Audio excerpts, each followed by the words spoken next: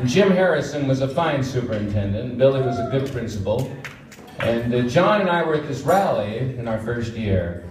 And there was a kid who was the rally commissioner at the time and said, anyone want to come down? And John was giving me the nudge. And he said, you should go out there. And I'll never forget that, John. I've always loved you for that, because John said, go out there. And I didn't know half these people. And I was a tall, skinny kid. Now I'm a portly, middle-aged man who's quite popular in certain cities. Where a $100 bill can get you a lot. Try the Philippines. I'm there every Thursday.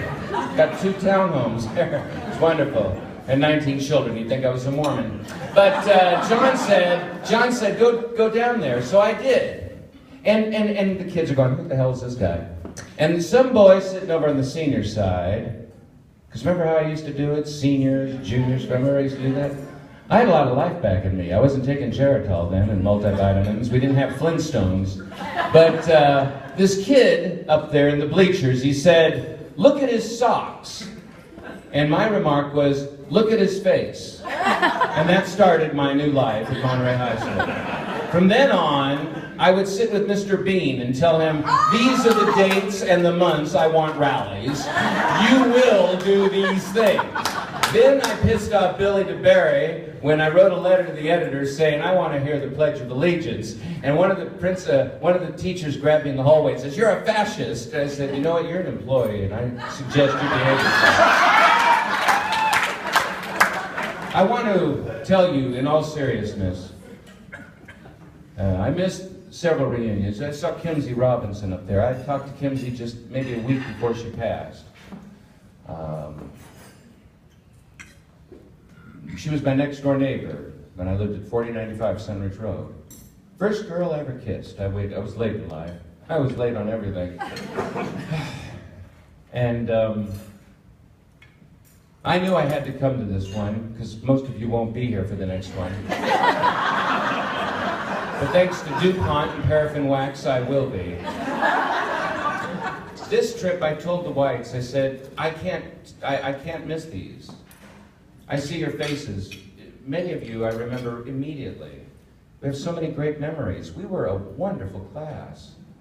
So many great times. And you should feel blessed, because we were, in the eyes and the ears of many of our faculty, the faculty that taught us, we were not your ordinary class.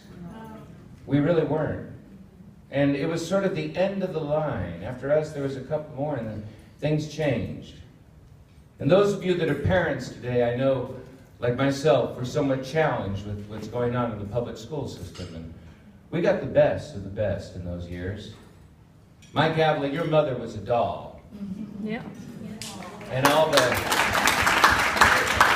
I remember go to see her in that little box office we had. I remember when John Sovereign, remember him? By the way, Mark Button, it's not 1978. I don't know about you. But I think PG&E did your hair.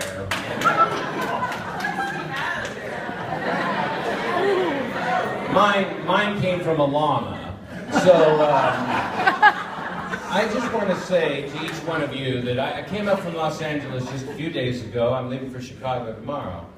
I work, believe it or not. Actually, some of you wrote in my yearbook, Dear Scott, even though we've had our disagreements, they all start off that way. I really, and it's either you're going to go to the White House or you're going to host the Tonight Show. And nowadays, doesn't it seem like the White House is the Tonight Show? And I'm a libertarian. But in all honesty, being in this room with really people who played a role, the teachers played a role, but you, each one of you, played a role in my life. I remember when I was a kid, Sally lived up the street from me. We played ball up on the street there years ago before the big fire, remember? Yep. I have many fond memories. Joey Rizzo and Ross and John and Brian Lackey, Scott Finn, my best pal, Reno Zerpoli, Craig Sheriff, and Mark Kuntz, Robbie Kelly.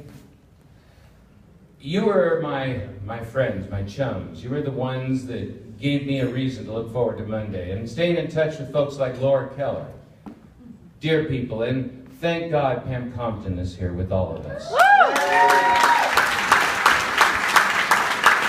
And if it had not been for Pam's misfortune, this is my assistant chiming to remind me I have to pick up luggage tomorrow. Pam, you're a blessing. God did not want you. And Gail Harrison, out of the blue, we connect. We haven't seen each other in decades. We meet at Wells Fargo Bank in Los Angeles because you cared about a classmate you may not have seen or talked to in years. Doesn't that speak volumes about this class of 1979? You are a vintage year. We are a vintage year. And I just want to say I'm honored to be in such grand company. And I'm so proud to be associated with people who make a difference in all that you do. Never forget where you came from. And God bless you.